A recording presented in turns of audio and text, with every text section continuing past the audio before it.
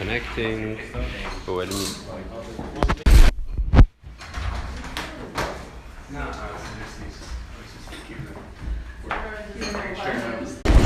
Yeah. Right, cool. We've got a new one that's live now. Awesome. Yeah, so next 45 minutes is let's slow down into the meetings. Let's take them point by point. Why are those steps there? How does it really work? And let's do a lot of questions and answers on that. And after lunch we go into objection testing and integrations in more details. I have an exercise we'll practice that, so I might be light on that. 45 minutes, still a bit short, so let's do a first hand up if you want more time spent on tactical or more time on governance. Who wants more tactical time? More governance time? Yeah, okay, good stuff. Alright, I'll move to tactical stuff quick.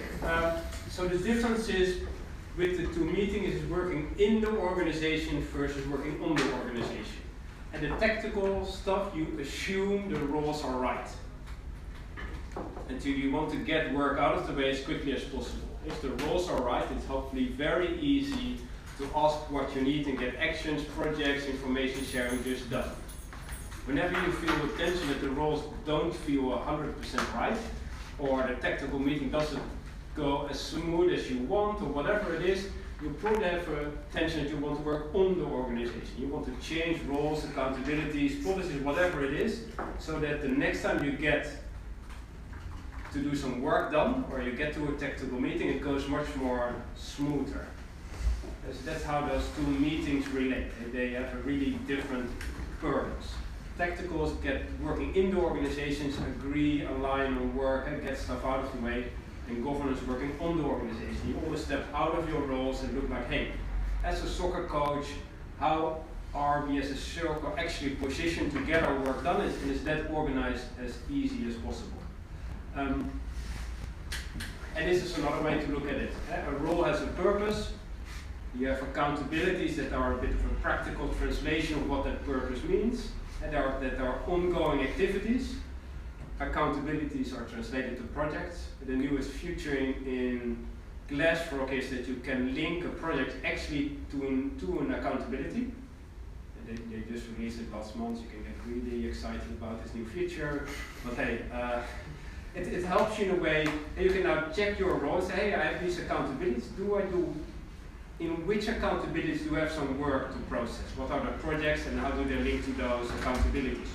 Kind of nice framing. But this is not yet work. The actual work is on the action level. You cannot do a project. And that's an outcome. You can only do the steps, the actions that get you to that outcome.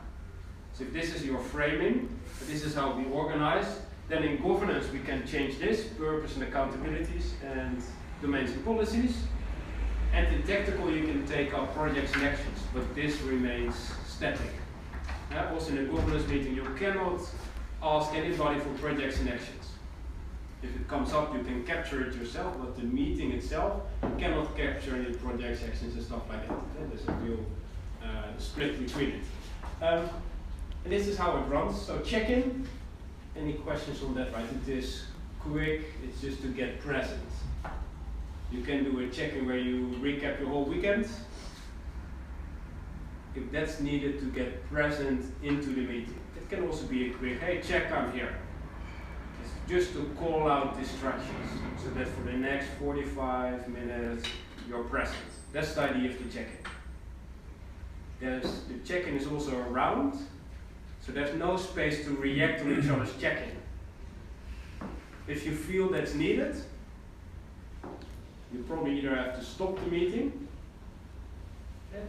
That's again, there are a lot of mechanisms in the meeting process that are really getting you to focus on something. And this is one of the, to immediately get started, why the check-in round is designed in that way. If we would start having interactions about the check-in, it goes beyond the purpose of the check-in. If it's like, if I might check in with you, I feel horrible today, and then everybody says, hey, how are you doing? Can we do something for you? Wait, if that needs to happen, let's do that outside of the meetings. Let's do that in a space that is much more comfortable to chat and have have some personal interaction. This check-in is just for the purpose of landing into the meeting, getting present and be ready to have a 45 or an hour meeting together. So it's around, it's on purpose designed not to react and interact with each other. It's pretty set up in an impersonal way. Fascinating, right? And if you are used to doing check-ins outside of Holacracy, it's meant to have interactions around. This is just meant that you yourself can share what's on your mind and call it out. If there's something so strong, you probably walk out and say, well, if that's my check-in action, I don't want to be here, let's not do the meeting, whatever it is, right? But and with this rule, with this process, it keeps the check-in focused and stuff like that. And you see that organizations start deciding stuff around the meetings, right? If the check-in with Holacracy meetings is so impersonal and so short, you probably do stand-ups and one-on-ones or whatever you need to get a lot more of the personal connection done, right? Yeah. I kind of want to add in on the check-in thing. Like, I think, you know, one of the things that it's there for is also to check in with yourself rather than with a meeting. And I think I've spent most of my life myself going into meetings and going to meet people without being at all aware of my own emotional state. Yeah. And having that time where you're asked to check in is a great time to remind yourself, hey, like, how am I actually feeling? Yeah. Like, do I feel relaxed? Do I feel angry? Do I feel tense? Do I feel like, you know, what's actually happening in me? And this kind of mindfulness practice is good for you, for your mental stability, for your mental health, for your personal development. It's a really good opportunity to do that. It's kind of like a natural time when you can say, hey, how do I actually feel? And then you how check about, that in. my husband is really stupid and I feel frustrated. So, well, the first thing, this isn't actually a feeling, that's just a the other thing about checking in is, as Dan says, like, it's amazing how unaware we are of our own state and how much of a filter our state is. Like, the business case for it is, like, it's amazing how much our own inner state is a filter on what we receive and what we transmit. So you'd think, oh, I'm going to have this sensible brainstorming discussion about transparent pricing, but there's something that's going on in your personal life, and that actually then becomes a filter of how healthy you are in that discussion. Whereas if you check that in, you either actually move that thing that's nagging your attention on, or you just make yourself aware of the filter that's currently operating for you so that you can be more effective as part of the team and serve the meeting better. So it's, you know, it's not just an airy-fairy thing, right? It was a kind of business case. yeah.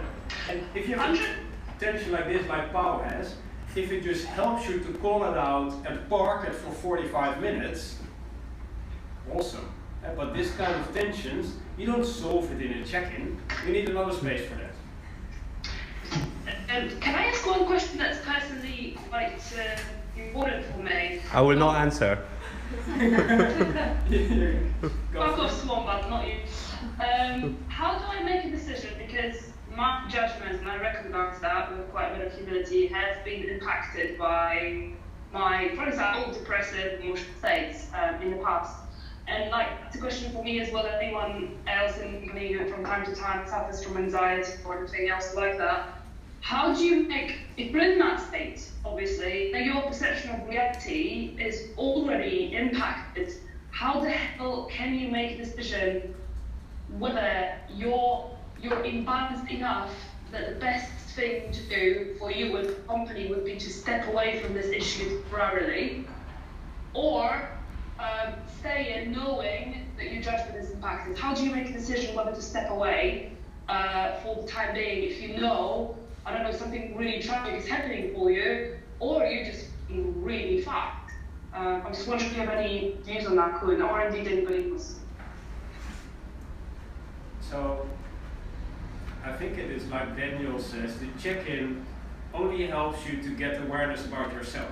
And if I call out at the start of the meeting that I'm frustrated, it's great to know. And just as it is great to know that you have a sore throat, and okay, then as I as facilitator can take a bit of attention to that to allow a bit more space for people to speak up that have a sore throat. In the same way, if I call out that I'm furious, that I'm frustrated, calling it out helps everybody to understand where your reactions are coming from. And hopefully it helps you to park that, set that away for for the space of the meeting. That's all the check-in does. And you could even decide to walk away from the meeting, because if you need to solve that first, if you know by calling it out you won't have a productive meeting anyway, don't have the meeting. But the check-in won't solve it more, and won't solve it on a deeper level than just calling it out. And there are a lot of other practices in coaching, in psychological help, or whatever you need to address these kind of things. And check-in doesn't do more than just calling it out and being aware of it yourself and sharing that awareness with the group. Right? And it can do a lot for a meeting in that sense already, but not much more. Does it help out?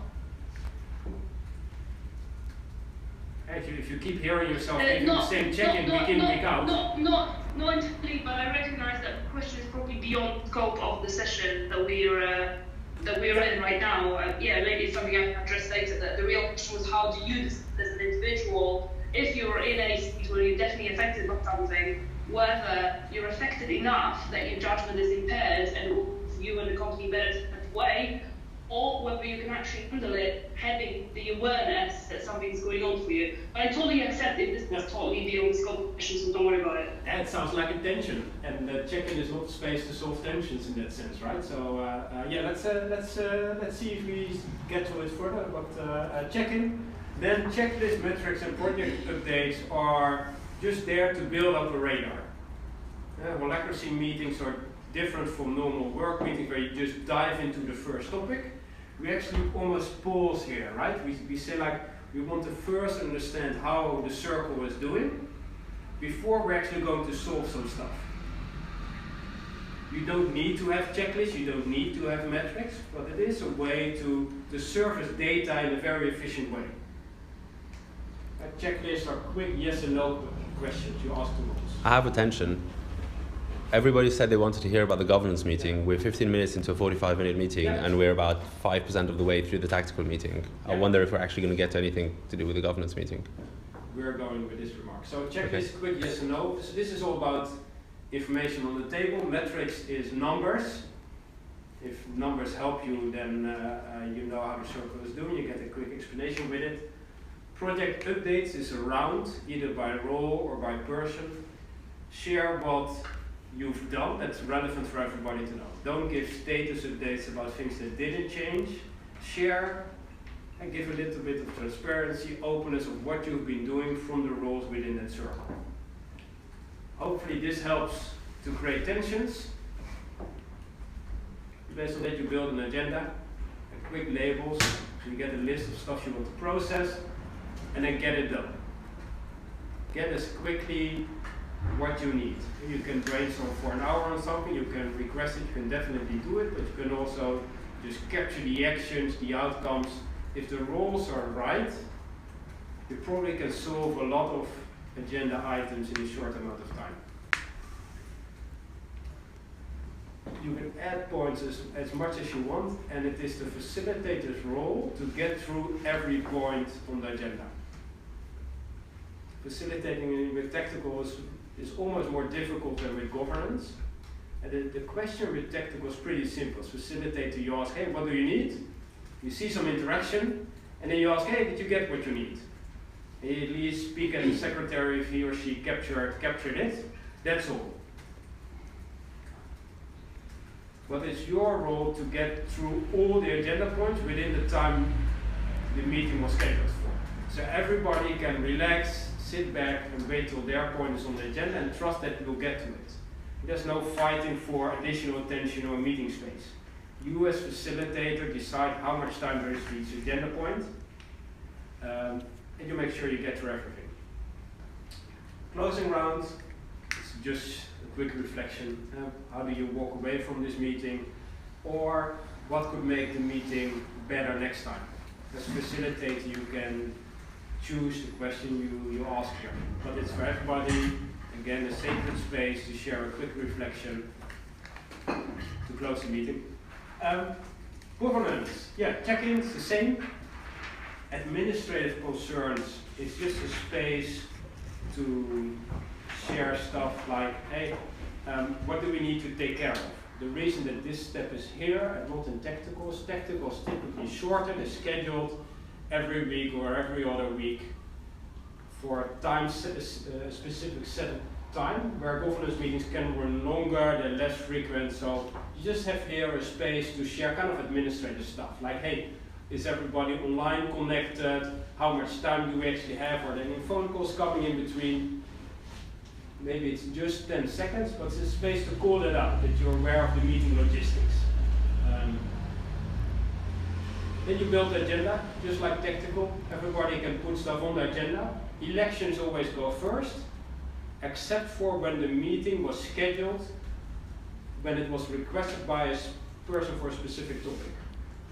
And typically you get to a governance meeting and you add your points to the agenda, and the facilitator chooses the order.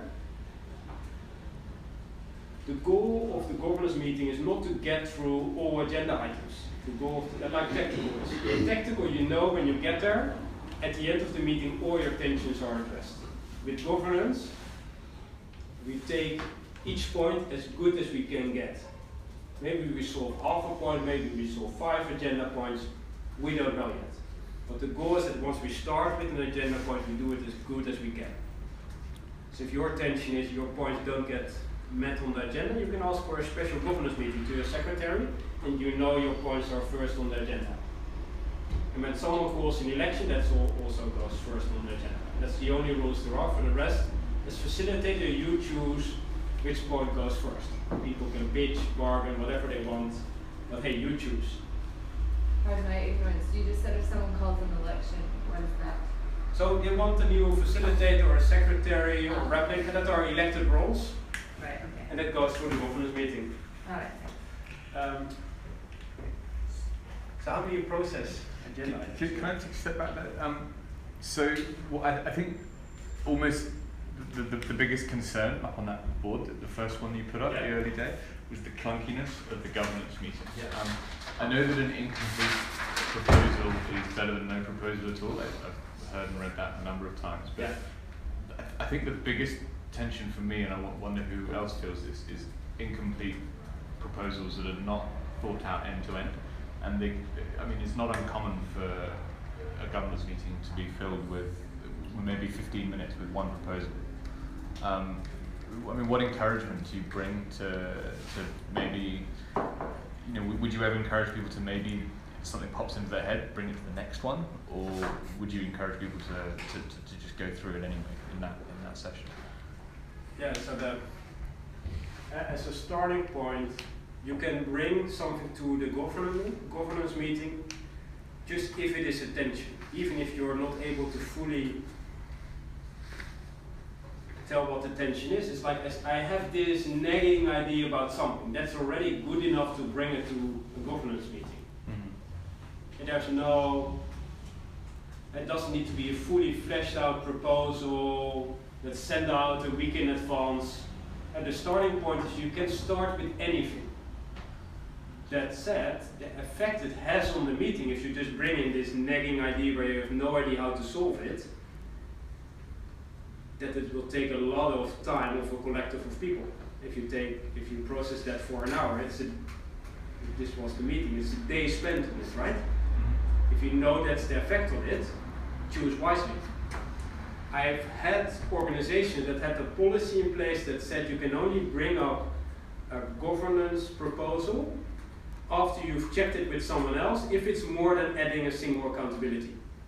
Or they had, I don't know if this is a good policy to do, right? But they had a role that was proposal supporter, and it said you can only bring stuff into governance after a proposal supporter has supported you in drafting this proposal, until the point you have yourself successfully brought the proposal to the finish line through governance. So they put a high bar on bringing stuff into governance. Mm-hmm.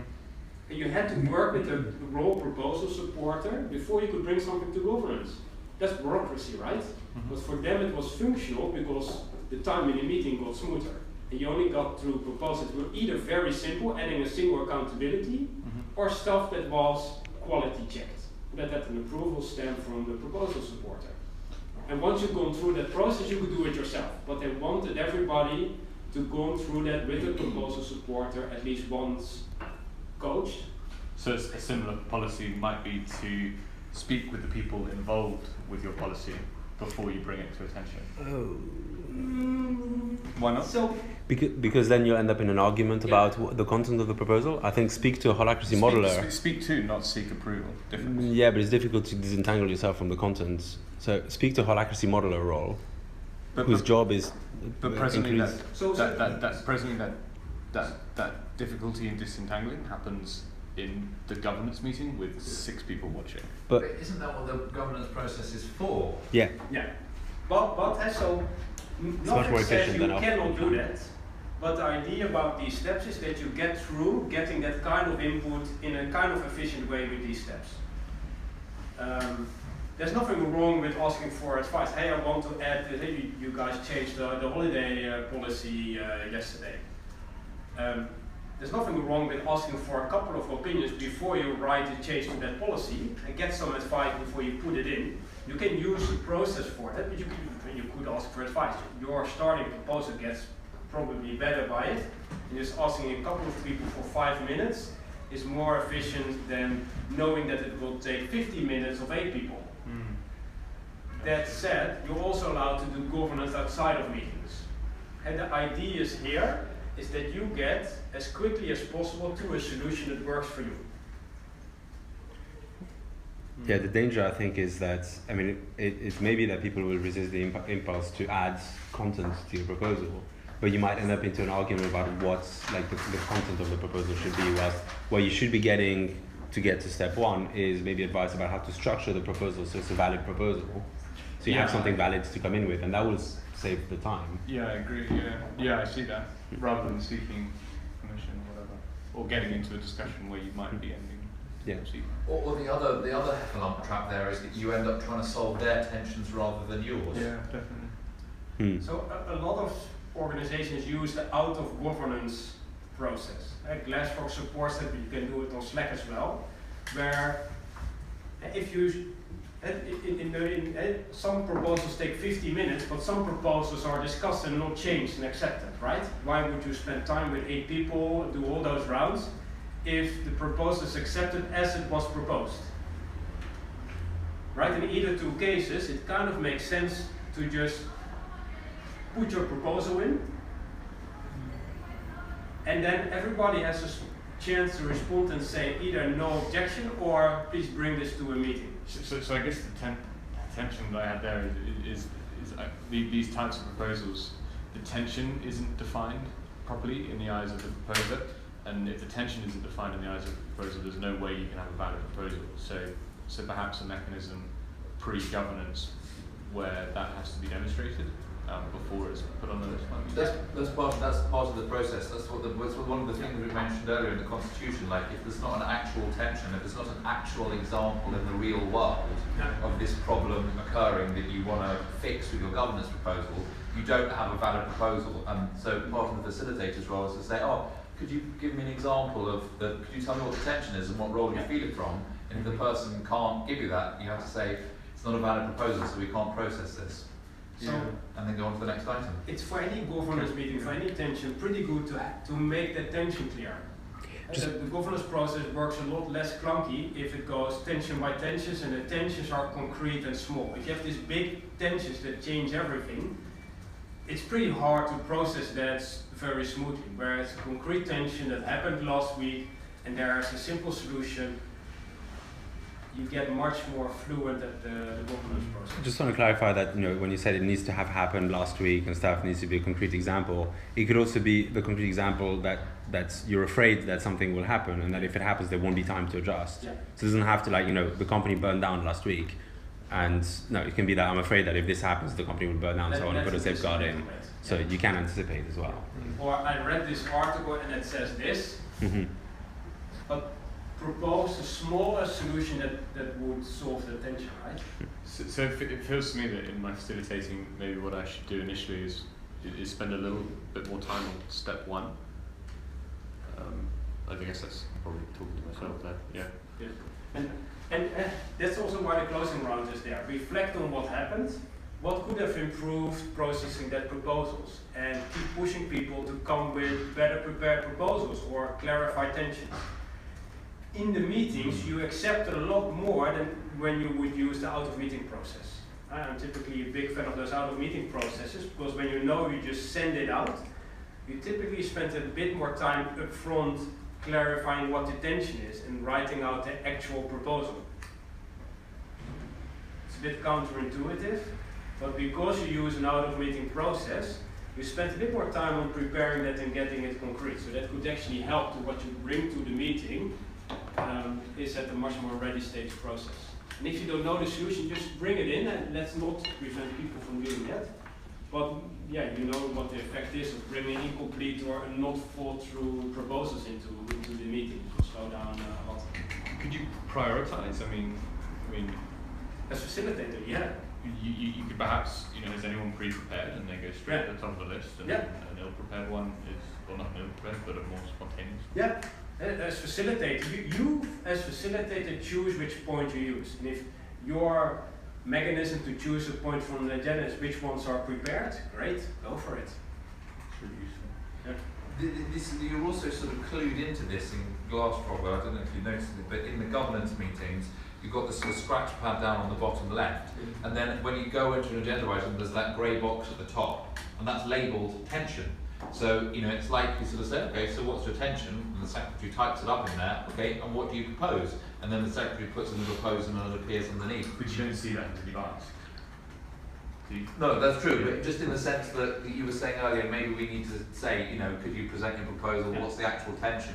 It's like the tool is designed to actually help you and encourage you to do that. Yeah, you have the tension on top, and then the proposal afterwards. Start with the tension. Yeah. You have the right to start with a proposal, though, right? You have the right, Obviously, the facilitator can then ask what is your tension, and then you have to answer.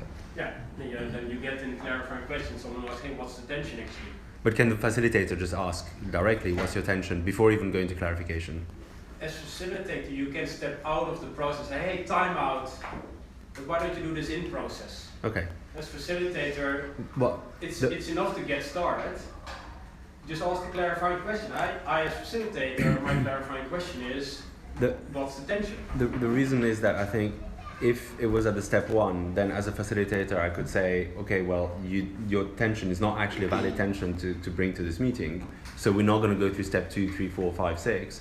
Whilst if it's as part of clarifying questions, we're already engaged with the process of dealing with the proposal, and I feel like we have to then complete the clarifying question round, go into a reaction round, see if the proposer wants to drop their proposal at this point. They don't, okay, and then we object and say it's not valid governance, and it's much more time invested. The facilitator can take it off the agenda.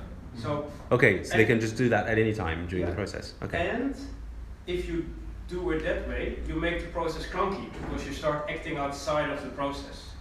I think that's what's happening quite a lot. You end up in this sort of cross-talking scenario of trying to actually figure out what the tension is, and then trying to figure out what the solution is, and then trying to get back into the process. And then you're trying to go, okay, well, represent and. Okay. As facilitators, stick to the process. Okay, we have a proposal. What's your proposal? So you have no. Is that it? Okay, let's move to clarifying questions. Anybody question? My question is, what's the tension? This is my last question. I'm finished monopolizing stuff. You're on TV. That's okay. Am I? Yeah.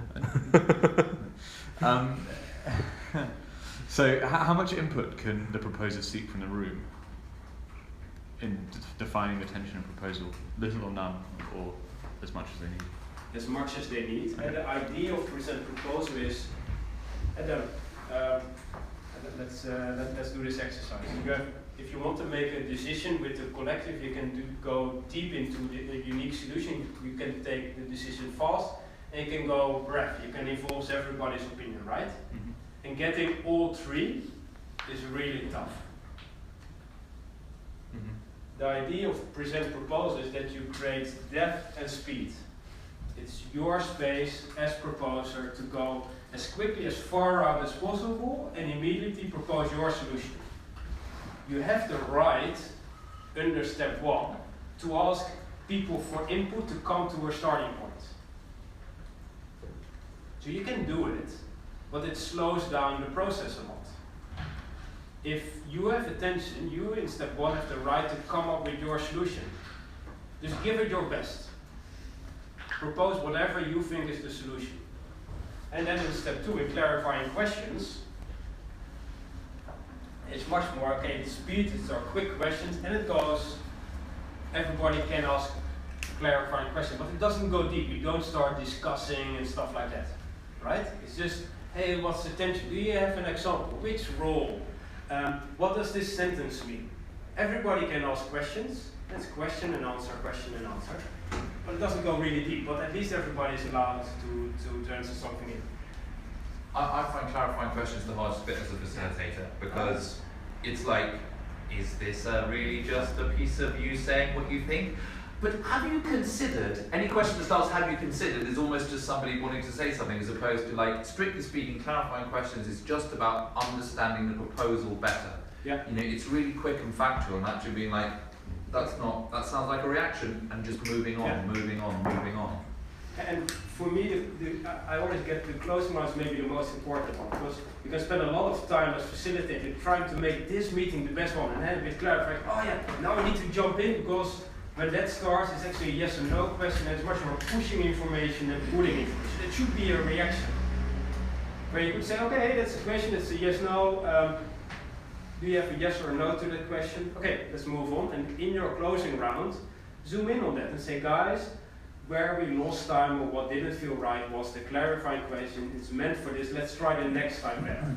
And make your learning process much more iterative across meetings, and try to get that right at the moment it happens, because that creates the clunkiness. Make it smooth at the best of your abilities, and make sure the next time goes a little bit better. The learning process, the closing round is important. And so with the reaction round, you can go deep, and it goes still relative. Oh no, sorry, push it here. And it's breadth. Everybody is allowed to give their reaction, what they think of their proposal. And you can go as deep as you want with your reaction, very specific, whatever you want. There's no discussion getting up, so nobody stops you from going deep into a solution. And it's breadth. Everybody gets a chance. It's not really speed. It slows down the process quite a lot to give everybody a chance to react. In the Amend and Clarify, hopefully those reactions were constructive, I could do something with it, and I, as proposer, now have a chance to amend and do that very quickly. Nobody has a chance to interrupt with this. Amend and Clarify, how many people do you see just dropping their original proposal because they've decided that actually it's not that useful? We haven't seen that happen very much here. So then it comes back to what was the tension you were actually solving. But perhaps by just airing it and discussing it, you decided that it's no longer as something you feel so strongly about. Is it not very frequent? It could be, but yeah. That people ran through proposals just almost through bloody mindedness rather than deciding that actually the tension no longer exists and perhaps they can just drop it. If that was needed, great, then we solved the tension, right? But it feels a bit weird that power play makes you drop your tension, right? If the reactions were that you now understand how you can solve it operationally without a governance change, great. Okay. But well, it would be thinking weird if you had a proposal that you don't want to pull through. You're almost there. What did you pull through? An example I can think of is we have a board upstairs, and I raised the tension that I want to do dates of when the claim started on the board, and we discussed it, and then we said actually the better way of dealing with it is to actually do it through G2. I said, well, actually, having discussed it, that's a sensible way to do it. It's going to limit the amount of admin we have to do. So actually, my intention is no longer there, so let's just drop it. Awesome. But I don't know if that's like a common thing to do. Or so in hindsight, if you knew that was the solution, you probably would have addressed it first in the tactical meeting. Because you came to a tactical solution, right? And within how you guys agreed to work. right. So if a lot of tension you get through that, bring them first up in the tactical meeting. Hey guys, I'm figuring out this. What's the solution for this? How would you approach this? And only then seeing if there are changes in expectations And if that's so, then bring it to the governance meeting.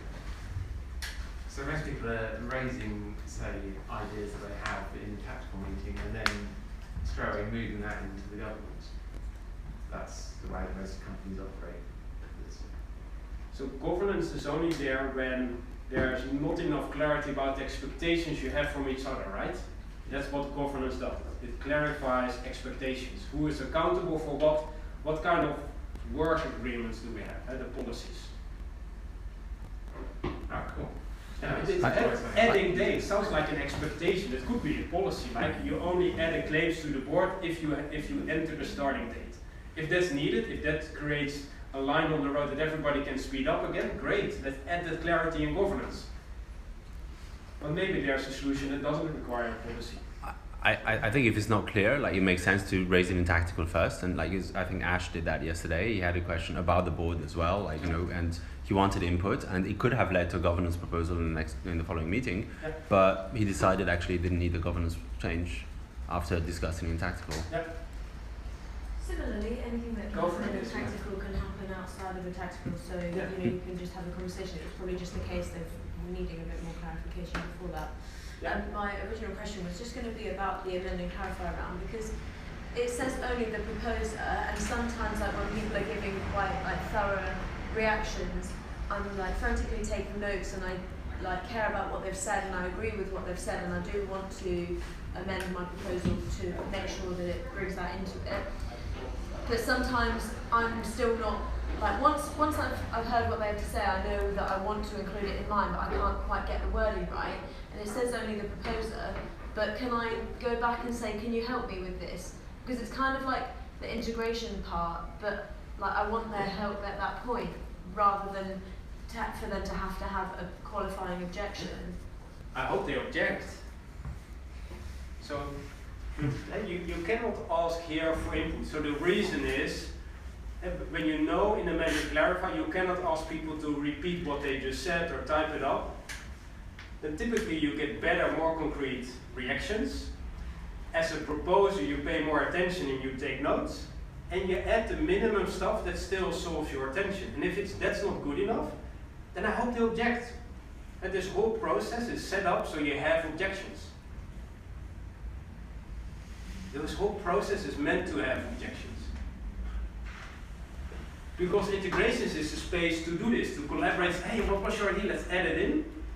The idea is to get as quickly as possible to a dirty solution that is good enough to try. If this big reaction is needed that you have to type over literally, let's have it as an objection. Because that's the space to do that together. As I meant to clarify, is really for me as proposer what is easy enough to quickly integrate that still solves my tension. Everything else should either come through an objection or through a new proposal. And let's get through this as quickly as possible. I guess my feeling is like, for instance, the situation that this happened in yesterday, it was with Daniel, so I kind of trusted you actually, Dan, because I thought that you would know if I could or not, and get your input at that point. But it would have been much more clunky for me to test Dan's objection. If he then said, no, I object, this wording isn't exactly what a policy should look like, because a policy should be when this, then this, and I haven't worded it in the right way. If I then had to test his objection and then do the integration, if we just did the amend and clarify at that point, then we skip the testing the objection part. Good one. To clarify, like, because it seems like I breached the process there. I felt like I was kind of in this kind of timeout type of zone there, because like we were talking about how to structure a policy in Holacracy, rather than I wasn't giving advice about the content.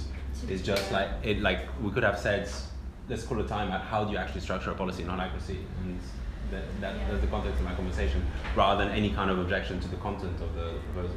Which would have happened if I hadn't just come up with the governance thing right there and then. If I had prepared it before the meeting, then I could have actually done it properly beforehand anyway. So objection testing doesn't go really deep, but it is pretty speedy and pretty brief. Everybody is allowed to have objections. As facilitator, you don't have to test them. If it feels a not valid governance outcome, so this one, it is not valid according to the rules in the way you define a policy, it doesn't need testing anyway, that goes straight to integration. So it would just require from Daniel to say, hey, this is NVGO, let's integrate on it, and this specifically. So objection testing, you want to have objections that are concrete, right? We do that in the exercise soon. As facilitator, you don't have to test them. If it feels like a solid objection, put it on the list and integrate. Only if someone asks you to test it, you test it. Or if you think that you... Or you think yourself you want to test it, right?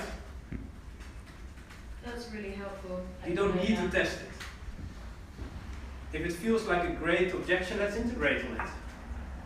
The only great reason this step is there is that you have the opportunity to get to the decision without slowing it down. And the whole process is set up to get as quickly as possible to a working solution. Objection testing slows that down, right?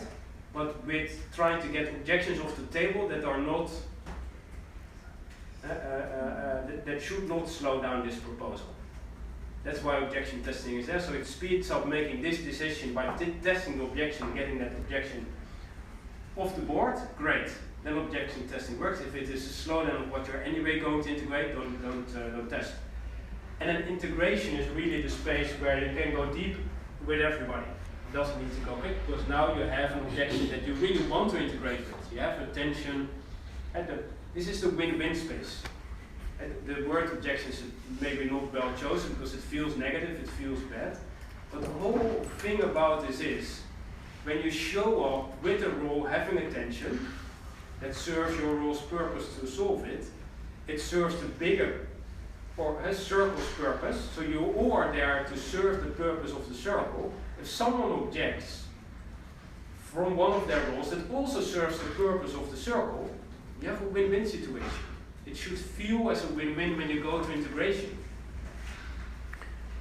I feel like it seems just better to use the word collaboration requests rather than objection, because what it is I'm requesting to collaborate on your proposal, and then the facilitator helps me determine, do I actually have a valid reason to want to collaborate? Is it because I want to make your proposal safer, avoid some kind of danger, or is it just because I have another idea I want to put on the table? And if it's another idea, the facilitator helps me figure out that actually it's another idea, so I should have a separate attention for it. Yeah. And if it's a genuine collaboration request to make the proposal slightly better, then that comes in and we're collaborating now on this proposal, which is great. That's what we want, right? Yeah. That's the same thing. If it's NVGO, whatever it is, we collaborate to get it to a solution that and solves the original tension and takes care of the objection. So for the circle as a whole, it's better. The starting point is governance. You all show up because you collaborate for a shared purpose, your circle's purpose. Yes, that's a big mindset shift. It's not like, okay, your tension, your objection, please fight for a bit and see who wins. No, right? And the idea in integration is that you collaborate with each other to get to a better solution. Don't water down the tension. That's how it often feels.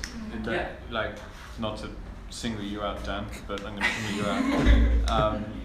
You'll have proposals objected to, and then a superior knowledge of Holacracy basically prevails. I feel quite often. Can you say more about that? Yeah, exactly. So, not really understanding the rules about exactly, people refer to the Constitution, or they'll refer to, I don't know, not valid governance output, or something like this. And I don't really know what any of it means. I don't quite understand it, but I do feel as though I have somewhere in my attention a valid project or proposal. But maybe it's been worded incorrectly, or maybe it's been put across the wrong way, or I've asked for slightly the wrong thing, and then as a result it gets sort of taken down and moved aside. Can I taken down? offer you something there, which is, what we've been saying here about the idea that actually the objection round is about collaborating. Well, that's just as true for not valid governance output. So sort of saying, well, maybe rather than framing it as like, the superior knowledge of Holacracy prevails or wins, it's like actually, if you have something that is a thing that you really want to achieve and it's a valid thing to achieve, but as you say, you've not worded it right, and somebody, this guy, right, has the superior knowledge of Holacracy, great. So what that means is if I have an objection that if I have the objection not valid governance output, really what I'm saying is I'm stepping up to do my duty to help you translate the thing that you want to achieve into something that actually is valid governance output within the rules, using the knowledge of the rules that I have. Yeah. So there are two things. One is that it's often said with organizations that will do Holacracy for a long time, knowing the rules better gets you work done quicker. And like the example we had this morning, if you know Article 1.3, if you know you can make decisions as long as it fits with the My Authority tab, you get your work done quicker. You can make more decisions. You can tell others, yes, please stop your argument. I can make this decision up to the point. And you can, by pointing to the rules, you can create more space for yourself to get your work done. So knowing the rules better could help you out. At the same time, if someone objects with better knowledge of the rules than that this is NVGO, not valid governance output, hey great, hey please help me out, please integrate that it gets to a better solution, because it still needs to solve my tensions. So you can also frame it in a way that the objecting doesn't stop processing this proposal, just slows it down, it invites someone in to help. So that works really well when it's not an NVGO objection. When it is an NVGO objection, it feels like so with a normal objection, if you make a proposal object and I say, well, I don't see a way to make your proposal meet my objection, then the facilitator will rightly say, well, then the proposal is going through. If it's not valid governance output, there is the right that anybody can get the governance struck out from the governance records right after the meeting or even during the meeting, just by asking the secretary to remove it because it's not valid governance output. The secretary has to rule on whether it's valid. Yes. Sure, but I'm not completely off the rule. It kind of makes sense. But so what I'm saying, what I'm. So I feel like we all have access to this. Like, fine, we don't all know it very well, but we all have access to it. We all just go and read about it. Yeah, and it kind of makes sense to have different knowledge in Holacracy, right? Because it's a bit of a business waste to have everybody memorize those 40 pages. And all kind of other beautiful stuff you could do then memorize 40 pages of constitutional legal text, right? Let's trust a couple of people like the secretaries to have interpretations if you need them, and to help them play the rules if you need them, right? That said, the minimal level of a couple of things kind of makes sense. Right? If you understand Article 1.3, that you can make any decisions, you probably move a lot faster in your roles if you don't know that. If you know that an accountability starts with an active verb and a project has a statement in the past tense, that it is an outcome, that kind of stuff, that basic stuff kind of helps. And that you know to differentiate when you bring something to tactical and to governance, that kind of helps you process tensions faster.